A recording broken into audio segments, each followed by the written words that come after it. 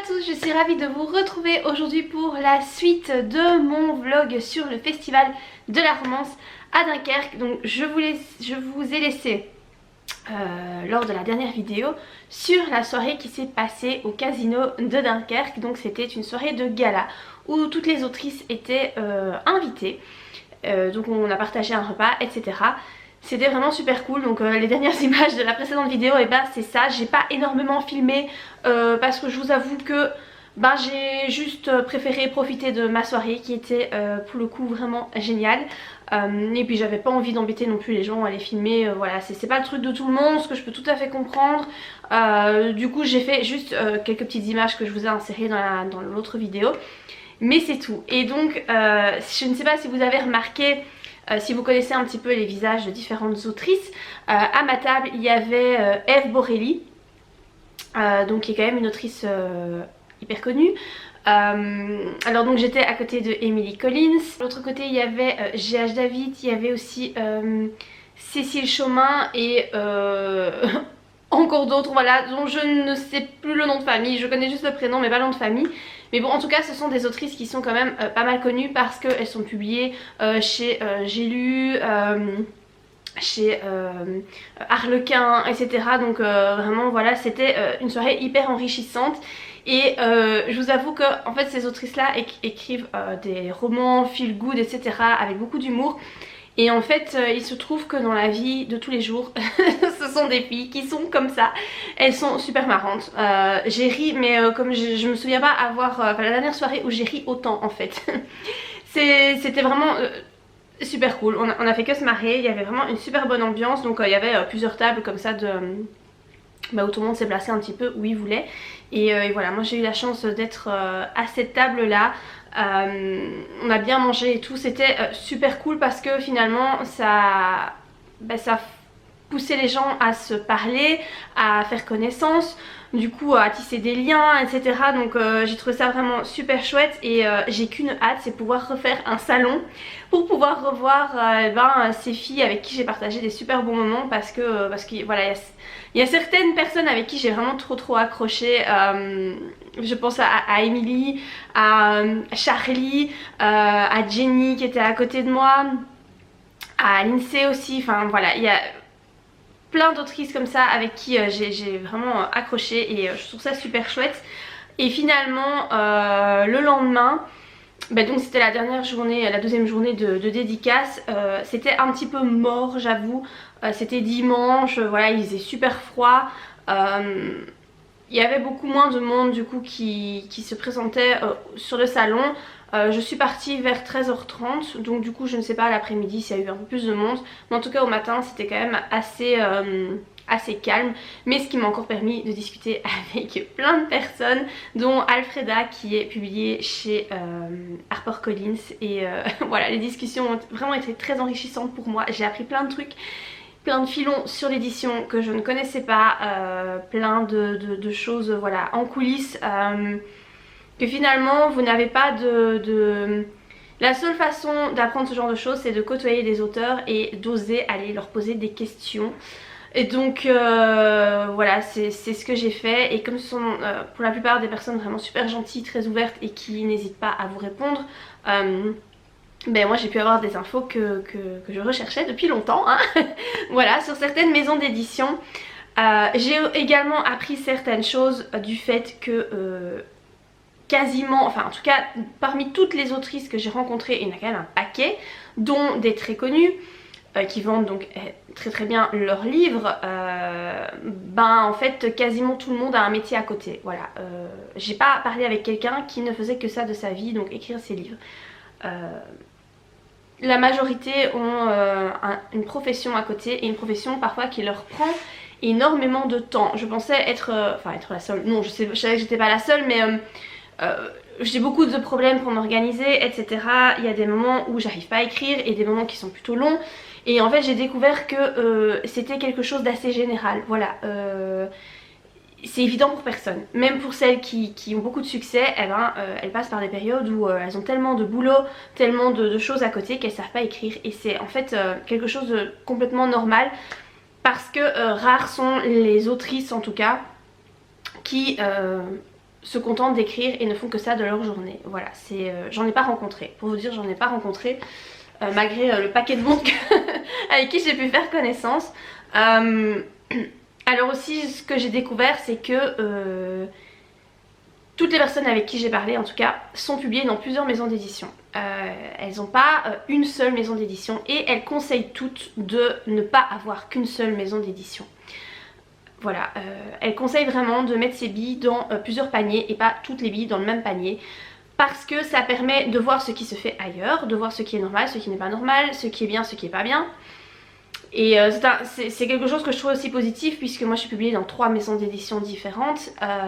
J'ai aussi constaté qu'en général la première expérience de publication est pas terrible. Voilà, en général les autrices ne sont pas très satisfaites de la première maison d'édition qui les publie. C'est vraiment un sentiment général, parce que quand vous publiez votre premier roman, vous n'y connaissez rien, vous ne savez pas, voilà, vous n'avez pas toutes les infos, vous êtes très content que quelqu'un s'intéresse à vous, donc vous signez à peu près n'importe quoi.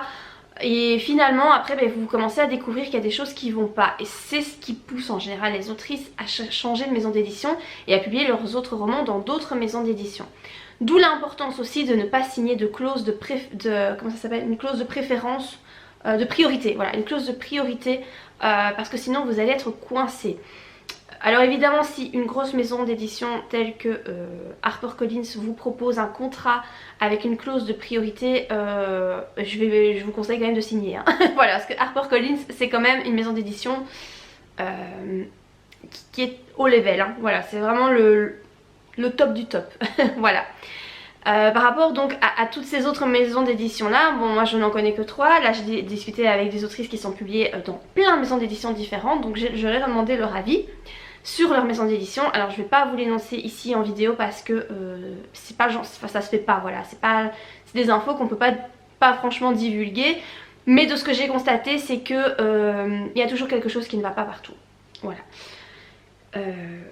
Il est très rare de trouver une maison d'édition où tout va bien de A à Z. Donc quand je dis de A à Z, c'est-à-dire dans ce qui est paiement des droits d'auteur, pourcentage des droits d'auteur, correction, couverture, communication, promotion.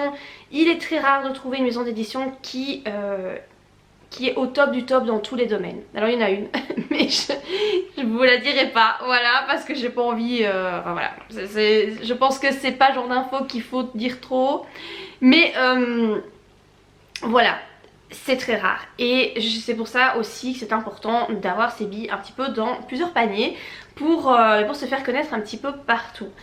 Donc voilà, il y a plusieurs mythes comme ça sur l'édition, sur les auteurs que j'ai pu casser, que j'ai pu éclaircir aussi.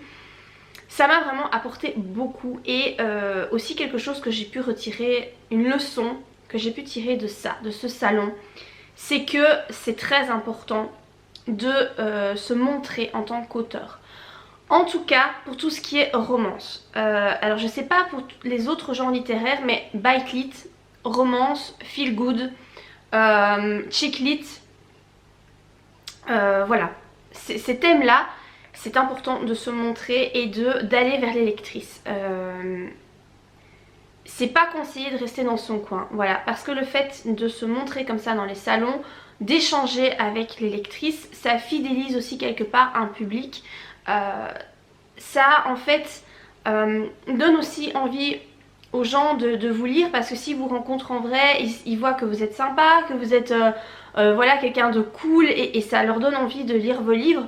C'est important, ça vous fait aussi de la promo, parce que du coup on va vous demander de prendre des photos avec vous.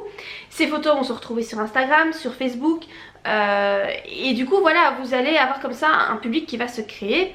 C'est très bon pour votre image en fait, voilà, tout simplement. Alors évidemment ça suppose de laisser sa timidité de côté. Si vous êtes introverti, il va falloir vous faire violence, ça c'est clair, parce que clairement tout le monde n'est pas à l'aise dans ce genre de situation. Personnellement le samedi, moi j'étais pas du tout à l'aise, surtout au matin quand je suis arrivée. Enfin je vous l'ai dit dans la précédente vidéo, donc je vais pas me répéter. Mais ça a été très dur pour moi au début, je vous cache pas, voilà. Clairement le dimanche c'était nettement plus facile. Le dimanche je me sentais nettement mieux, même si j'avais pas forcément beaucoup de personnes qui venaient pour me rencontrer. Je me sentais beaucoup mieux en fait, et je sais très bien que le prochain salon que je ferai ça ira. parce que je sais à quoi m'attendre. J'ai pu créer aussi des liens avec certaines autrices que je pourrais retrouver sur un prochain salon. J'irai vers elles sans problème parce qu'on a déjà eu un contact. Et voilà, il y a des liens qui se créent et du coup voilà, moi en fait ma résolution 2020, il y en a plusieurs hein. Je vous ferai peut-être une vidéo d'ailleurs sur mes résolutions 2020, mes objectifs en tout cas, c'est pas des résolutions, c'est des objectifs à atteindre. Et bien c'est 2 salons par an, voilà. Je n'aimais pas ça, je ne voulais pas trop en faire, c'était clairement pas mon truc. Mais là voilà, ça fait partie de mes objectifs 2020, c'est 2 salons par an. Et là il y en a déjà un qui est prévu dans quelques mois, donc il y en aura déjà un. Sur un deuxième, on verra, peut-être que si le FLR à Dunkerque se refait l'année prochaine et que BMR me propose de nouveau d'aller signer mes romans, il est clair que j'accepterai parce que je suis tellement contente. L'organisation était vraiment géniale. Après j'ai pas des masses d'expérience en salon, donc voilà, je ne sais pas trop. J'ai fait Mons et j'ai fait Paris. Paris c'est complètement différent, hein. Il y a tellement de monde que c'est étouffant, il y a trop. À Paris c'est énorme, donc c'est pas du tout comparable. Ici c'était vraiment un petit salon avec peu d'autrices, même si on était quand même pas mal. Mais du coup ça permettait de passer du temps, de se connaître en fait. Parce que je suis sûre qu'à Paris j'aurais pas pu échanger comme je l'ai fait avec toutes ces autrices qui sont top quoi, qui écrivent des trucs géniaux et vraiment dont j'admire le parcours franchement. Donc ce salon franchement il était très très cool. Les autrices ont été choyées, enfin les auteurs aussi parce qu'il y en avait un petit peu, 3-4, pas beaucoup mais il y avait quand même des hommes. On a été mais vraiment choyés. L'organisatrice c'était Sophie Jomain et Maxime, je ne sais plus comment, mais Sophie Jomain qui a écrit Les étoiles de Nos Head, donc je pense que tout le monde connaît ce roman. D'ailleurs je me suis retrouvée en voiture avec elle. Elle était la conductrice de la navette dans laquelle j'étais pour revenir du casino jusqu'à ma chambre d'hôtel. Donc je me suis retrouvée avec voilà, Sophie Jomain en voiture. Vous savez, c'est le genre de situation où vous dites... Enfin... allez, vous y pensez, vous dites maintenant ça peut pas arriver ce genre de truc. Personnellement pour moi c'est quelque chose de dingue parce que... tout ce qui est chanteur, star de cinéma et tout ça, je m'en fous, franchement, c'est pas... voilà, je m'en fous parce que je m'intéresse pas trop à tout ça. Mais évidemment, je suis quelqu'un de hyper littéraire et donc moi, c'est tout ce qui est écrivain. Mais forcément, pour moi, ça, c'est un truc de dingue. Donc, me retrouver comme ça à la table de Eve Borelli, par exemple. Cécile Chomin, être à 2 pas de Emma Green aussi, parce que, bon, je n'aurais pas parlé, mais je les ai aperçus plein de fois sur le salon. Mais voilà, tout ça c'est un peu... Enfin oui, je sais pas comment vous l'expliquer, mais c'est juste genre j'ai des étoiles plein les yeux quoi. D'avoir pu rencontrer ces filles et d'avoir pu parler avec elles et de me rendre compte que ce sont des gens vraiment super gentils. J'ai aussi rencontré Blandine P. Martine, je ne sais pas comment ça se dit. Que je suis depuis tellement longtemps sur Facebook, sur Instagram, qui fait de l'auto-édition mais également des livres publiés en maison d'édition. Ça fait longtemps que je la suis et je savais qu'elle venait, donc j'ai été lui dire bonjour, voilà, j'ai été lui faire un petit coucou, on a parlé 5 minutes, mais voilà, c'était cool quoi. Et ces personnes sont tellement remplies de gentillesse et de bienveillance, enfin j'ai vraiment été étonnée de ça. Ce sont pas des... En tout cas toutes les autrices que j'ai rencontrées, ce sont pas des filles qui se prennent de haut, qui se la pètent, qui vous regardent comme si vous étiez rien du tout. Bah non, c'est des filles super sympas. Et voilà, je suis vraiment super contente de ce week-end. J'en garde une expérience vraiment fantastique. Donc voilà, je pense que je vais arrêter mon blabla ici. Je pense que j'ai fait un petit peu le tour de tout ça. Si encore des choses auxquelles je pense, je vous les insérerai de toute façon dans des vidéos blabla, hein. Certainement. Si vous avez des questions ou voilà, des petits commentaires à faire par rapport à ça, n'hésitez pas à mettre tout ça en commentaire, hein.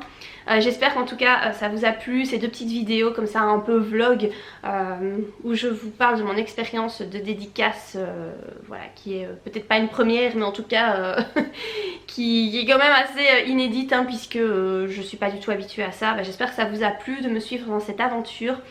Si vous êtes écrivain, que vous n'avez pas encore publié un livre et que cette vie vous fait rêver, j'espère que ça vous aura un petit peu montré l'envers du décor, hein, du coup. Et donc voilà, je vais vous laisser ici. N'hésitez pas à liker la vidéo si vous avez apprécié. Et moi je vous dis à très bientôt pour de prochaines vidéos. Bye!